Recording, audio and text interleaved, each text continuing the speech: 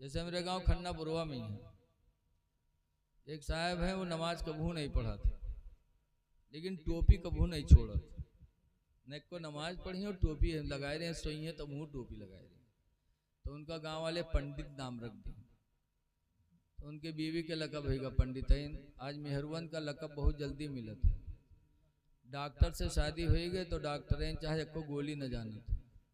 ऐसे हाफिज जी से शादी हो गई तो हाफिजैन, चाहे अलहम्द याद न हो। प्रधान से शादी हो गई तो प्रधानिन। लकब इनका फट से मिला था। हमका तुमका तो बड़ी मेहनत के बाद मिला था। मौलाना के निकाह में पहुंच गए तो मौलानिन। ऐसे वो पंडित तो पंडितैन। तो पंडित जी एक दी शहरवा मछली बिकाए छुट गए तो लिहिन पंडित जी। फिर बना जब पंडितैन खाए खातिर बलैन निकाल के रखे तो पंडित खाइन तो करुआन मछलियाँ। तो पंडित कहते हैं अरे साफ आप नहीं की रहा है रे, करुआत का है रे। तो पंडितैन कहते हैं तू है जू जरना, तो सब दिन हमारे जू जा रहे, सब दिन लेकिन लगाए तो कहूँ कुछ सही माने। तो पंडित कहते ना ही करुआत है रे। तो बिटियवक देन कहें तू बिटियवा खा, तो बिटियवक है तो वो कहते करुआत है। हाँ माँ करुआत है। तब पंडित कही ना रे निमकौरी तेलवा इतनी धरा रहा होगा तो नहीं डाल दी है रे। जब पंडितैन देखें तो कड़वा तेल शीशी भरी धरी और निमकौरी तेल शीशी खाली हुई गई। तब पंडितैन अपन मूड पीटिन हाँ निमकौरी तेलवा डाल दी है। अब बताओ डारे बैठे निमकौरी तेल, मर्द कहा था करुआत है तो कहा था तू है जू जरना। ये कमकल है, कमकली की बुनियाद पे एक से एक बातें कहती रहेंगी, लेकिन इनके बातों में ना इनका एहसान है कि इनकी वजह से अल्लाह ने हमको तुमको गुनाहों से बचाया, ज़िना से बचाया। इनका एहसान है कि इनकी वजह से घर हमारा मिसले जन्नत बना हुआ है। तो इनकी बातें सुनने में कुछ बिगड़ता नहीं है। इसीलिए खिरकान के एक बुजुर्ग हैं हजरत सैयद अबुल हसन खिरकानी, बहुत बड़े पीर हैं। एक दफ़ा 10-12 मुरीद इनके गए मुलाकात करे। चलते चलते चलते चलते खिरकान पहुँचे। वहाँ पहुँचे तो हजरत के दरवाज़ा पहुँचे, दरवाज़ा खटखटाई तो हजरत रहे ने उनके बीवी रहे। बीवी दरवाज़ा खोलिन, मुरीद लोग सलाम किन, पूछिन हजरत कहाँ। तो चौंकी कहीं हजरत हमरे घर में को हजरत है भैया, हजरत को कहीं हमारे पीर हजरत सैयद अबुल हसन खिरकानी। हाँ वो दज्जल वक़्त कायम कर गयो, वो पीर हो गवा, कब से पीर के लायक हो गवा। अब मुरीद लोग खड़बड़ाने कहीं हाय अल्लाह हम लोग मुरीद हनो बीवी दज्जाल बतावत है। तो पूछिन कहाँ है, तो कहीं जंगल लकड़ी ले गवा है बयावत है। इतने में क्या देखते हैं कि हजरत सैयद अबुल हसन खिरकानी शेर पर बैठे हैं, लकड़ियों का बोझ आगे रखे हैं और घर की तरफ आ रहे हैं, शेर पर बैठे। बीवी देखे तो घर में भाग था तो दुश्मनवा शेर बलायला आवाज। और मुरीद कहाँ चले जाए बेचारे, चुप्पे खड़े रहे। हजरत आए, शेर से नीचे उतरे, लकड़ियों का बोझ उतारा। शेर ने हजरत के पैरों को चूमा और जंगल में जाने की इजाज़त मांगी। हजरत ने इजाज़त दे दिया तो शेर दुम हिलाता हुआ जंगल चला गया।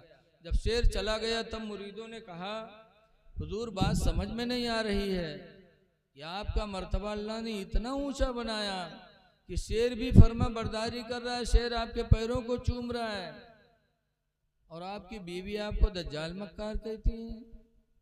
तो हजरत ने फरमाया सुनो, ये विलायत जो अल्लाह ने मुझे अता फरमाई कि शेर मेरा पाँव चूमे, ये मर्तबा जो खुदा ने मुझे दिया है उसी बीवी की बदतमीजी पर सब्र करने की वजह से कि वो पढ़ी लिखी नहीं है, जाहिला है। मेरे माँ बाप ने निकाह कर दिया, जाहिलियत की वजह से बेतुकी बातें कहती रहती है, मैं सब्र करता रहता हूँ तो अल्लाह ताला ने मुझे उसके बदले में विलायत अता फरमा दी।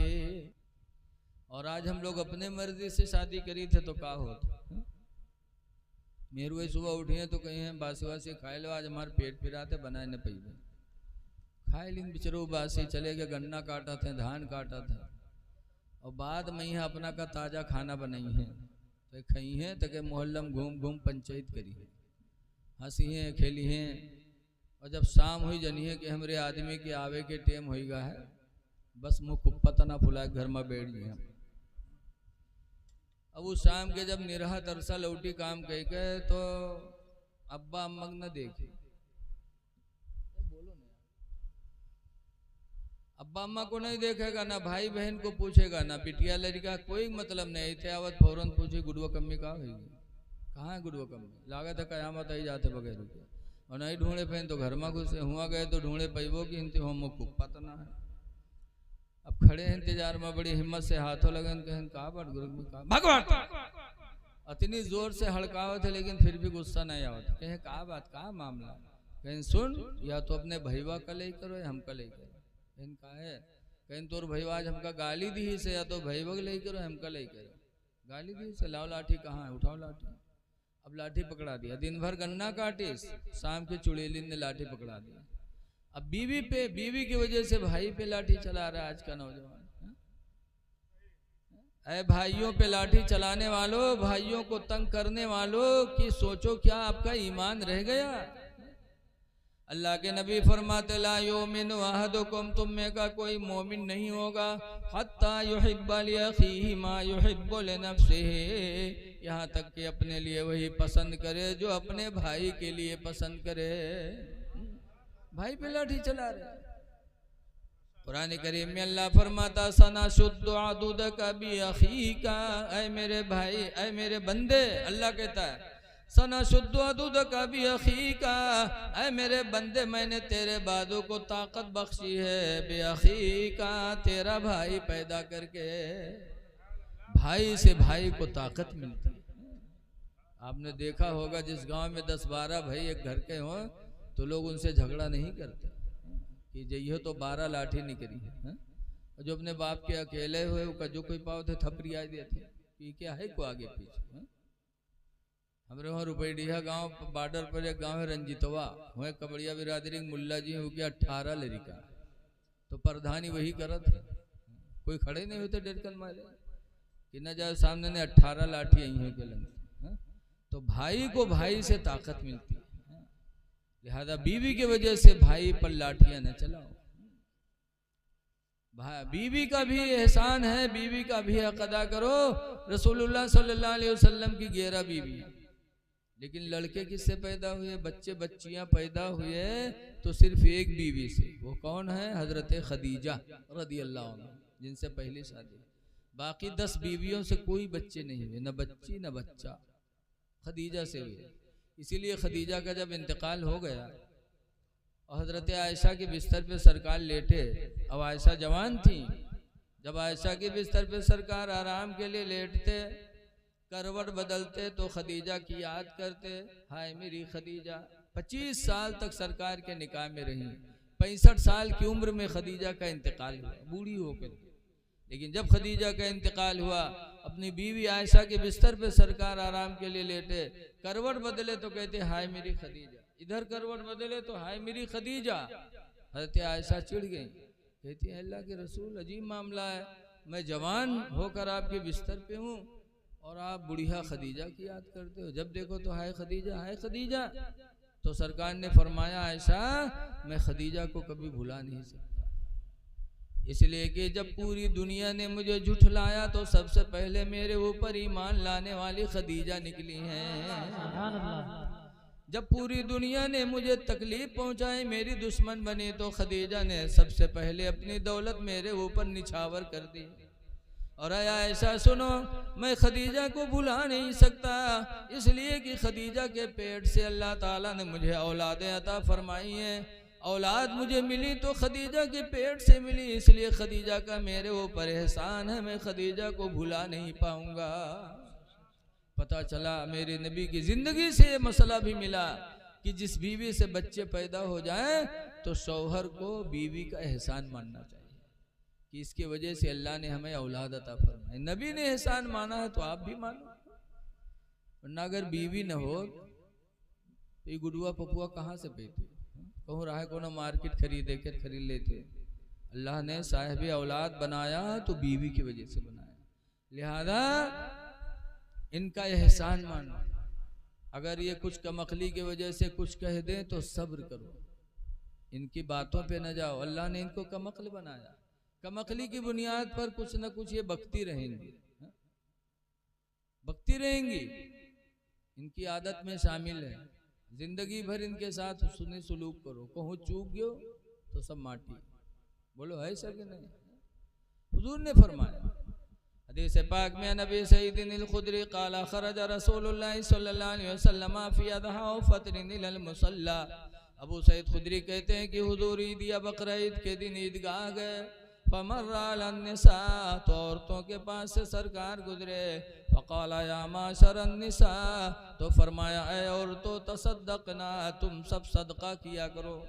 हुजूर के ज़माने में औरतें भी ईदगाह जाती थी। सरकार ने फरमाया तो तुम सदका किया करो। इन्नी रअयतुकुन्ना अक्सरा अहलिन नार, इसलिए कि मैंने जहन्नम में तुम्हारी तादाद ज्यादा देखी है, तुम जहन्नम में ज्यादा हो, सदका किया करो। कुलना व बिमा या रसूल अल्लाह, औरतों ने कहा अल्लाह के रसूल ऐसा क्यों कि मर्द कम औरतें जहन्नम में ज्यादा है, क्यों? तो सरकार ने फरमाया पहली वजह ये तकफुरुनल आशीरा, तुम शौहरों की नाशुक्री करती हो इसलिए तुम जहन्नम में जाओगी। शौहर की नाशुक्री, कम अकल है ना, नाशुक्री। सारी चीजें इनकी पूरी करो, कहूँ चूक गए तो सारे पर पानी, नाशुक्री होती है हमारी माँ बहन। खैरुम मिन यदिस सुफला, ऊपर वाला हाथ नीचे वाले हाथ से बेहतर होता है। अल्लाह से दुआ करो कि अल्लाह हमको तुमको देने वाला बनाए। अल्लाह दे तो अल्लाह की राह में खर्च करो। बहरहाल बात बहुत दूर चली गई। वो हदीस का एक जुमला और सुन लो। 3 बातें मेरे नबी ने फरमाई थी, ऐ मदीना वालों आपस में मिला करो तो सलाम किया करो। दूसरा कहा था अल्लाह के बंदों को खाना खिलाया करो। और तीसरे नंबर पर फरमाया था वन्ना वसल्लू फिल लैली वन्नासु नियामो, और रात में उस वक्त नमाज पढ़ो जब अल्लाह के बंदे सो रहे हों। जब दुनिया सोती हो तो उस वक्त तुम नमाज पढ़ो। वो कौन सी नमाज है? नमाज तहज्जुद। कि उस नमाज में कोई रियाकारी नहीं, कोई दिखावा नहीं। दुनिया सोती हो तो नमाज पढ़ो। इसीलिए तहज्जुद मेरे नबी पर फर्ज था। हमरे तुम पर कई रकात फर्ज है, कई नमाज फर्ज है? 5। और हुजूर पर कई नमाज फर्ज रही? बोलो 6। पंजगाना यही फजर जोहर असर मगरिब इशा, और एक नमाज हुजूर पर और फर्ज थी तहज्जुद। अच्छा देखो, हम मालदारों पर ज़कात देना वाजिब है, और कोई गरीब हो जाए तो ज़कात खा भी सकता है, और नबी ज़कात नहीं ले सकते। बहुत सा फ़र्क है मेरे पैगंबर में हमारे तुम्हारे में। अल्लाह ताला ने उनके मर्तबे को बहुत बुलंद फरमाया। तो मैं पहली तरफ लौट रहा हूँ कि अल्लाह ताला ने कुरान को बताया कि हिदायत है परहेजगारों के लिए। परहेजगार की पहली पहचान वो है जो ईमान रखते हैं गैब पर। लिहाजा गैब पर ईमान रखो, खुदा जाने किस वक्त बुलावा आ जाए। दूसरे नंबर पर तो अल्लाह ताला फरमाता है वयुकीमूनस्सलाह, और कुरान हिदायत है उन लोगों के लिए जो नमाज की पाबंदी करते हैं। नमाज की पाबंदी करें, नमाज पढ़ने वाले मुत्तकी। और तीसरे नंबर पर फरमाया वमिम्मा रज़क़नाहुम युनफ़िक़ून, और परहेजगार वो हैं कि जो हमने उनको दिया है अल्लाह के नाम पर वो खर्च करते हैं। तो ऐ लोगों, गैब पर ईमान रखो, नमाजों की पाबंदी करो, और अल्लाह ने जो दिया है उसे अल्लाह के नाम पर खर्च करो। ये 3 निशानियां कुरान ने बताई हैं मोमिन परहेजगार की पहचान। हुजूर सल्लल्लाहु अलैहि वसल्लम हमारी आपके लिए नमूने अमल बन के आए हैं। देखो, हुजूर का मकाम बहुत बुलंद है, बहुत बुलंद है। हुजूर देखो, हमारा तुम्हारा बाल कहूँ पड़ा हो तो लोग घिन करते हैं, और सरकार का बाल। एक दफा हजरत अबू बकर सिद्दीक रज़ी अल्लाह अन्हु बैठे थे, सरकार कंघी कर रहे थे दाढ़ी में कि एक बाल टूटा। तो सरकार के बाल जैसे दाढ़ी से टूटे वैसे हजरत अबू बकर लपक के और उस बाल को अपने हाथों में ले लिए, और लेने के बाद गए घर में, पाको साफ जगह पे, ऊंची जगह पे रख दिया। हजरत अबू बकर फरमाते हैं कि जैसे बाल रखा वैसे कुरान की तिलावत की आवाज़ आने लगी। मैंने घर में तलाश किया कि आखिर कुरान पढ़ने वाला है कौन। हज़रत अबू बकर फरमाते हैं पूरा घर मैंने तलाश किया लेकिन कुरान पढ़ने वाला कोई नज़र नहीं आया और कुरान की तिलावत बराबर हो रही थी। तो कहते मैं पूरी रात ऐसे बैठा सुनता रहा।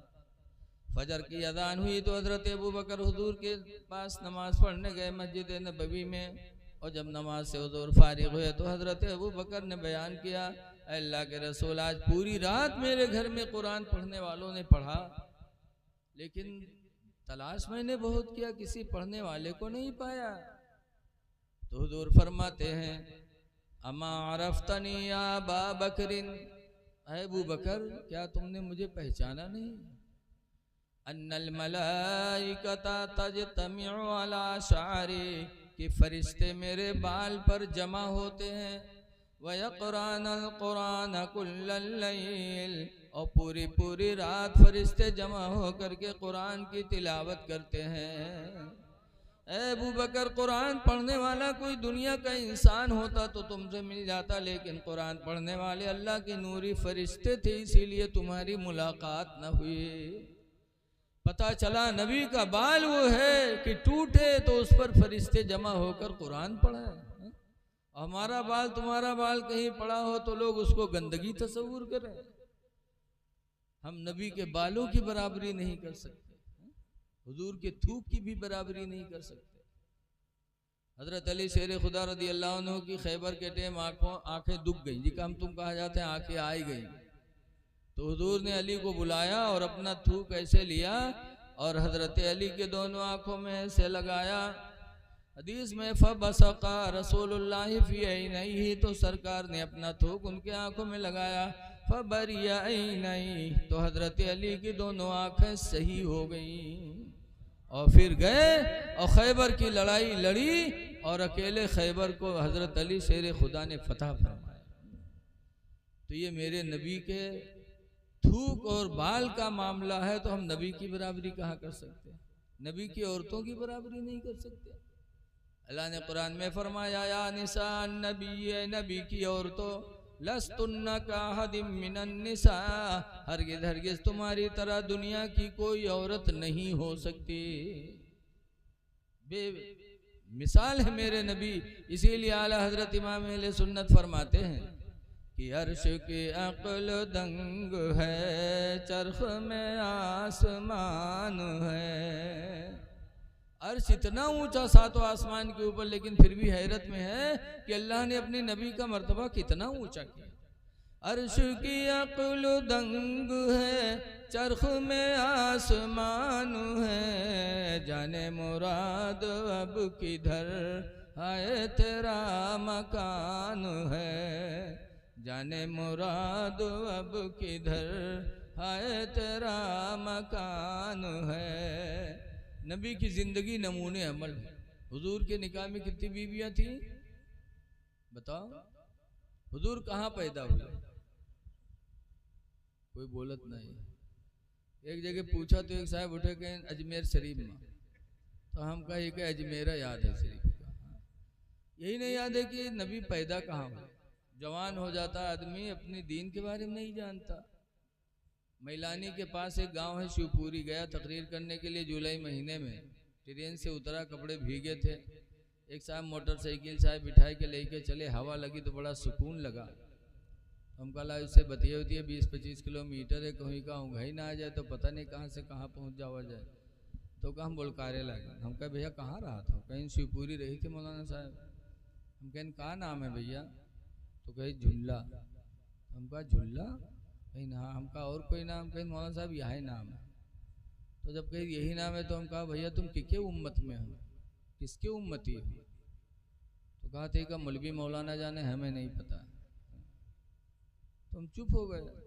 जब वहाँ पहुँचे तो एक आदमी चाय लेके आया, मैं अफसोस में बैठा था। उसने कहा हजरत चाय पियो। क्या बात? तो हम कहा यार ये कैसा आदमी है यार। मैंने इससे पूछा किसके उम्मत में हो, तो कहता मौलवी मौलाना जाने। कहने हजरत तू जाहिल हो के पीछे काहे परे हो, आप चाय पियो। तो हम कहा अच्छा तुम बताओ तुम की उम्मत में हो? तो कहा तेरे तुमसे बाहर थो रोहन, चाय पियो। अब बताओ। हाँ जवान हो जाते लेकिन अपने नबी के बारे में कुछ नहीं जानते। रसूलुल्लाह सल्लल्लाहु अलैहि वसल्लम के निकाह में 11 बीवियां थीं। कितनी बीवियां थीं? सबसे पहले शादी सरकार ने किससे किया? 25 साल के जवान थे और अरब में एक बेवा औरत थी 40 साल की, 2 मरतबा बेवा हो चुकी थी। एक शादी हुई, मर्द मर गया, दूसरी शादी हुई, मर्द मर गया, 3 बच्चों की माँ भी हो गई, बेवा हो गई, 40 साल की उम्र हो गई, तो ठान लिया आपकी शादी नहीं करेंगे। बड़े बड़े मालदारों ने निकाह का पैगाम पहुंचा। 40 साल की उम्र में भी खदीजा के हुस्न का कोई जवाब नहीं था। बहुत हसीन व जमील थी, दौलत बेपना, और यही में लोग मेहरुआ ढूंढत हैं कि खूबसूरत है, पैसा हो। बड़े बड़े लोगों ने निकाह का पैगाम भेजा, लेकिन हज़रत खदीजा ने ना कर दिया। लेकिन 25 साल की जवानी में जब खदीजा ने देखा कि हुजूर लोगों का माल लेते थे मक्का से और मुल्क शाम लाद के ले जाते थे और बेचते थे, फिर ला के माल वाले को पैसा देते थे, नफ़ा देते थे, तो उसी में से मजदूरी हुजूर को मिलती थी, उसी से अपना खाना करते थे। बताओ, ये सरकार की ज़िंदगी देखो, मजदूरी करके तिजारत करके ज़िंदगी गुजारी। अब आजकल के पीर लोग मुरीद के लिए उबाले जान हो जाते, जहाँ घरे कम पराब अब चल दिन मुरीदन की हैं दौरा करे, लायु दे वो दो। रसूलुल्लाह की ज़िंदगी देखो कि खुद नहीं था माल तो दूसरे की दुकान पे लेते थे और मुल्क शाम जाते थे और बेच करके लाते देते थे, तब दुकान वाला उसे में से हुजूर को देता था। हजरत खदीजा ने देखा तो कहा कि मोहम्मद, आप सबका माल बेचते हो, ज़्यादा नफ़ा ला तो मेरा भी माल बेच दो। कहा दे दो। खदीजा ने अपना माल दिया और अपना नौकर मैसरा को भी हुजूर के साथ भेज दिया। हुजूर गए मुल्क शाम, बेचा, और बेच कर जब मक्का वापस आने लगे, खदीजा को पता चला कि आज आ रहे हैं, तो खदीजा अपने घर की छत पर चढ़ गई और मुल्क शाम का रास्ता देखने लगी कि आज मेरा माल बेच कर आ रहे हैं। जब देखा कि दोपहर का वक्त है, तेज धूप निकली है, लेकिन ऐसे आलम में रसूलुल्लाह चलते हैं और उनके सर पर बादल का टुकड़ा साया किए हुए चल रहा है। चलते हैं, बादल चल रहा है, सारी दुनिया धूप में, अल्लाह के रसूल साए में। जब खदीजा ने देखा तो दिल पे बड़ा असर हुआ। हुजूर आए, हिसाब दिया, बड़ी बरकत थी माल में। फिर खदीजा मैसरा को लेके गई तन्हाई में, कहा मैसरा गुलाम, अभी मैंने देखा है कि धूप निकली है, सारी दुनिया धूप में है और मोहम्मद पे बादल का साया है, चल रहा है। तो मैसरा कहते हैं, आपने आज देखा? खुदा की कसम, मुल्क शाम में पूरा महीना मैंने यही देखा। हाँ, कभी इनको धूप में मैंने नहीं देखा, हमेशा बादल साया किए हुए रहता था। जब मैसरा ने ये कहानी सुनाई तो हुजूर की मोहब्बत खदीजा के दिल में बैठ गई। तो अब तक निकाह नहीं कर रही थी, लेकिन एक नफीसा लड़की को बुलाया, फरमाया नफीसा जाओ मोहम्मद के दरबार में और जाकर के मेरा पैगाम सुना दो। या मोहम्मद इन्नी क़द रग़िबतु फ़ीका, ऐ मोहम्मद मैं बेशक तुम्हारी ख्वाहिशमंद हूँ, तुम मुझे अपने निकाह में ले लो। जा मेरा पैगाम सुना दो हुजूर को कि अपना निकाह में मुझे कबूल कर लो। ऐ जवानों, जरा नबी की जिंदगी देखो। खदीजा तैयार हुई, बहुत खूबसूरत थी, बहुत मालदार थी, लेकिन जब अपने निकाह का पैगाम सरकार को सुनाया तो सरकार ने क्या कहा? सरकार ने फरमाया जाके खदीजा से कह दो कि मेरे माँ बाप तो नहीं है, मैं यतीम बन के पैदा हुआ, मेरे अब्बा नहीं, मेरी माँ नहीं कि उन लोगों से मशवरा करूं। लेकिन अभी अभी इसी दुनिया में मेरे चाचा लोग मौजूद हैं, अब्बास जिंदा है, मेरे हमजा जिंदा है, अबू तालिब जिंदा है, मैं अपने चचा लोगों से पूछूंगा, वो लोग अगर इजाज़त देंगे तो होगा, वरना नहीं। सरकार ने ख़ानदान की मर्जी पे छोड़ दिया, खुद से कोई फैसला नहीं किया। आवाज़ के नौजवान, जहाँ कोनो बिटिया तनी मुस्कियाए के बतियान भले के भाग गा दिल्ली, बम्बई भाग गा, बप्पा यहाँ तूरे जाते थाना में, यहाँ घर कुड़ुक्की हो रहा है। खानदान बर्बाद हो रहा है। ऐ नौजवानों, कोई लड़की अगर निकाह के लिए तैयार हो तो खुद से फैसला ना करो, माँ बाप की मर्जी पर छोड़ दो। रसूलुल्लाह की सुन्नत का सवाब भी पाओगे, और माँ बाप की मर्जी से जब निकाह होगा तो अल्लाह उस मर्जी में, उस निकाह में तुम्हें खैर व बरकत अता करेगा, और वो निकाह तुम्हारे लिए सुकून का जरिया बन जाएगा। नबी ने खुद से निकाह नहीं किया, अपने खानदान पर छोड़ा। तो खदीजा के बारे में अबू तालिब खड़े हुए कहा, सुनो, पूरे अरब में मेरे भतीजे का कोई जवाब नहीं और खदीजा का भी कोई जवाब नहीं है, ये रिश्ता मैं पसंद करता हूँ। अबू तालिब ने हुजूर का निकाह पढ़ाया, महर अपनी तरफ से दिया, और खदीजा रुखसत होकर हुजूर के निकाह में चली गई। क्या सुकून दिया खदीजा ने। घर की मर्जी से शादी हुई तो सुकून का जरिया कितनी बनी। हुजूर जाते थे गारे हिरा में इबादत करते थे, 15 साल तक गारे हिरा में इबादत किया।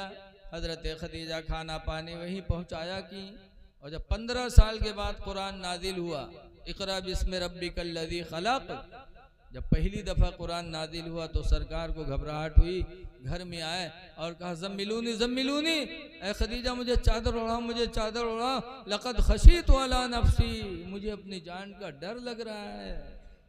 जब खदीजा से कहा चादर ओढ़ाओ, मुझे डर लगता है, तो खदीजा ने क्या जवाब दिया था। आजकल के मेहरुए हुए थे तो कहती और बेर बेर हुआ जाओ, और जाओ रोजे रोज हुआ, लेकिन खदीजा क्या कहती है।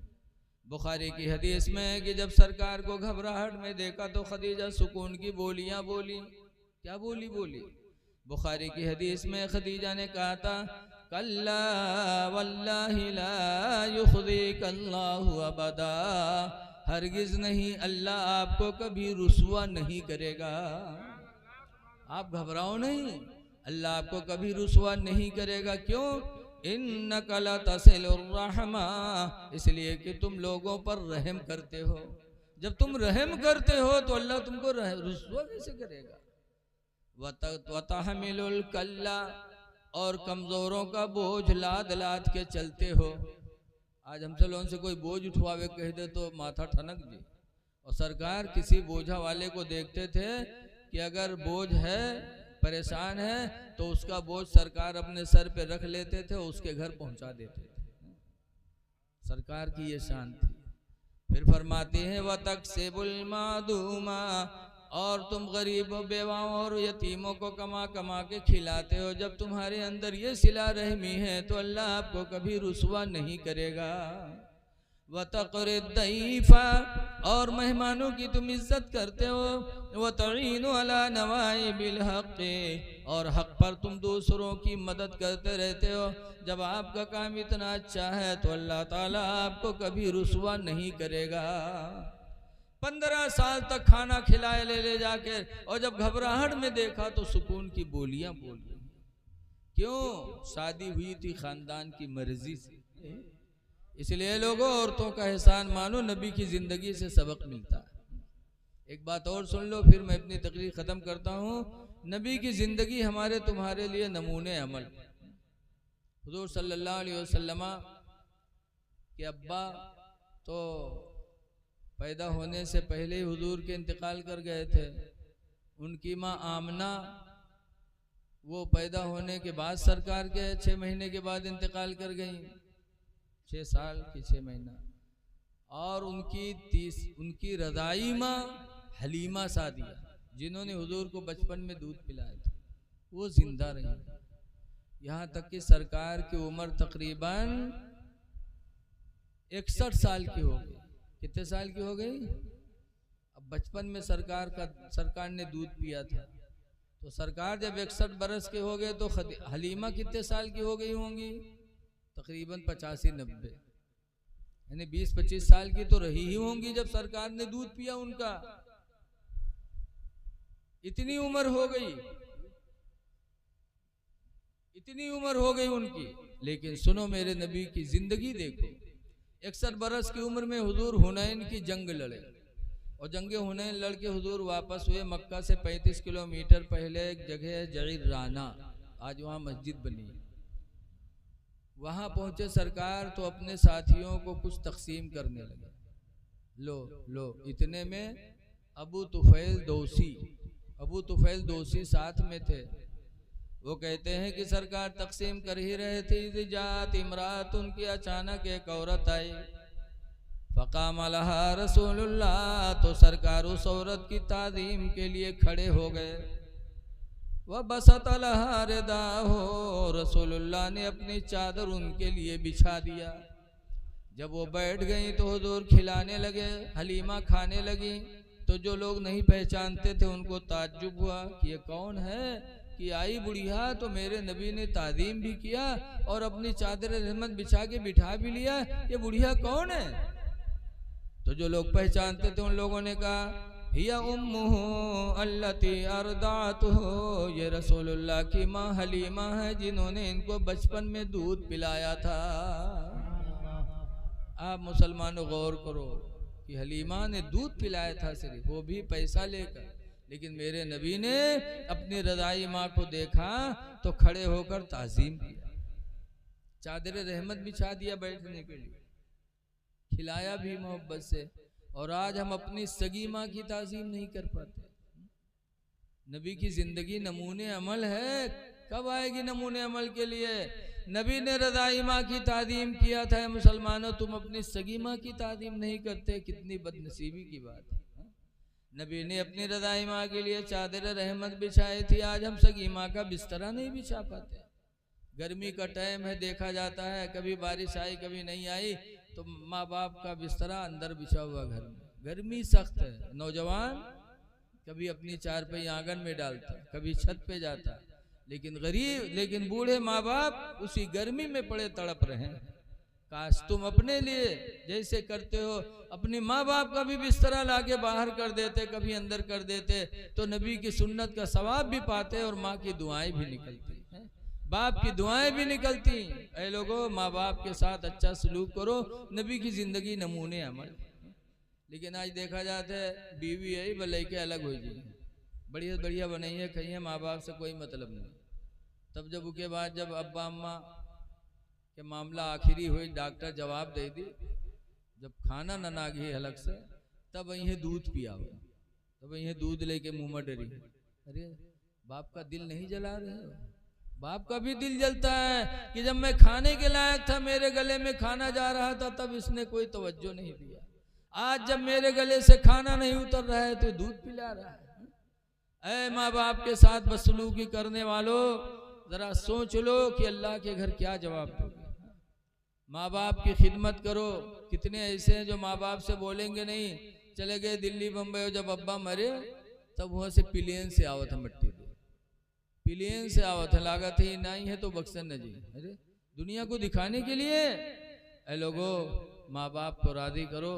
अल्लाह के रसूल सल्लल्लाहु अलैहि वसल्लम से पूछा गया था, अल्लाह के रसूल अब्बा अम्मा हैं क्या? तो सरकार ने फरमाया था, हुमा जन्नतु का व हुमा नारू का, वो दोनों तुम्हारे लिए जन्नत भी हैं, वो दोनों तुम्हारे लिए जहन्नम भी। अगर राजी हो गए तो जन्नती हो गए, नाराज हो गए तो जहन्नमी हो गए। आला हजरत जहाँ से मुरीद हैं वो है मारहरा शरीफ से आला हजरत मुरीद हैं। वहाँ के सज्जादा नशीन इस वक्त हैं हुजूर सैयद नजीब हैदर हसन मियाँ। मैं उर्से कासमी में गया, लाखों की भीड़ होती है, तो हजरत नजीब मियाँ खड़े होके कहते हैं, मुरीदो तुम इसलिए आए हो मुरी पीर के यहाँ कि हमारा पीर तुमको बख्शवा लेगा। लेकिन सुनो है मुरीदो, कहते हैं खुदा की कसम, जब तक तुम्हारे माँ बाप तुमसे राजी नहीं होंगे, तुम्हारा पीर तुम्हारे काम नहीं आ सकता। इसलिए अगर माँ बाप को राजी रखना है, राजी हैं तो खुदा भी राजी, रसूल भी राजी, पीर भी राजी, और माँ बाप नाराज तो सब नाराज। इसलिए दुआ करो कि अल्लाह हुजूर की उसवे हसना पर अमल की तौफीक अता फरमाए। एक ज़रूरी बात कह के देखो, सबसे अहम चीज़ है रिज़्क़ हलाल, हलाल रोज़ी। इसीलिए हुजूर ने फरमाया था, एक दफ़ा कानपुर गया था तकरीर करने जलसे दस्तार बंदी में, तो जैसे खुतबा पढ़ें दरूद पढ़वावा, तैसे एक पत्रकार खड़े हो गए कि मौलाना पहले एक सवाल के जवाब दो फिर तकरीर करो। तुमको बताओ, घबराने तो जरूर कि अल्लाह जाने का पूछ ले। आजकल बहुत से देहात में पुड़िया रख के रहा था, बहुत से पूछा है मौलाना साहब ये बताओ कि आदम अलैहिस्सलाम के निकाह को पढ़ावा रहा है, अब बताओ कहाँ रजिस्टर ढूंढा जाए। बहुत से कहीं इब्राहिम अलैहिस्सलाम मिना मैया जब इस्माइल की कुर्बानी कहना है तो दुम्बा आवा रहा है, कुर्बान हो रहा है, तो के गोश्त को खावा रहा है, अब कहाँ मिले बताओ। ये मेरे सवाल करी हूँ के बाद ना बताए बा तो कहीं देखो मौलाना बड़ी तकरीर करता रहा है, के सवाल में चुप कह दिया। तो डर लगता था, तो उसने भी कहा मौलाना एक सवाल है उसका जवाब दो फिर तकरीर करो। हमने कहा बताओ भैया। तो उसने कहा कि मौलाना साहब ये बताओ, आज से 30-40 साल पहले जलसे बहुत कम होते थे, यक्का दुक्का कहीं, मदरसे भी बहुत कम थे, मौलाना मौलवी भी बहुत कम थे, तब बुराइयां बहुत कम थी, बुराइयां ना के बराबर थी। और अब मदरसे भी बढ़ गए, मौलाना भी बढ़ गए, जलसे भी खूब होते हैं और बुराइयां घटने के बजाय बढ़ती जा रही हैं। इसकी वजह बता दो फिर तकरीर करो। तो हमने कहा इसकी वजह तो मेरे नबी ने 1400 साल पहले ही बताया था। मेरे नबी ने कुछ छोड़ा नहीं है, मेरे नबी गैबदां थे, गैब जानने वाले पैगंबर ने सब कुछ बताया। हदीस पाक में अनसिन काला काला रसूलुल्लाह, हज़रत अनस से रवायत है, फरमाते अल्लाह के रसूल ने इरशाद फरमाया, याती अलन्नास ज़मानुन, लोगों पर एक ज़माना ऐसा आएगा, ला युबालिल मरो, इंसान सोचेगा नहीं, मा अखज़ मिन्हु, जिस चीज़ को हाथ में लेगा, अमिनल हलाल अमिनल हराम, सोचेगा नहीं कि ये हराम है कि हलाल है। जब हराम और हलाल का फ़र्क ख़त्म हो जाएगा तो लोगों के दिलों से नूर ईमान चला जाएगा, खौफ खुदा चला जाएगा, अज़ान होती रहेगी, मस्जिदें सूनी पड़ी रहेंगी। इसलिए लोगों हराम और हलाल का फ़र्क रखो। अल्लाह फरमाता है इन्नमल खम्र वल मैसिरु रिज्सुम मिन अमलि शैतान, बेशक शराब पीना जुआ खेलना या शैतान के कामों में से है। रिज्सुन गंदगी है, मिन अमलि शैतान, शैतान का काम है, इंसान का काम नहीं है जुआ खेलना शराब पीना। इसलिए कुरान हिदायत के लिए आया, मुसलमान हो कुरान पर ईमान रखो, शराब से भी अपने आप को बचाओ और जुआ ताश से भी अपने आप को बचाओ, हलाल रोजी तलाश करो, अल्लाह उसमें बरकत देगा।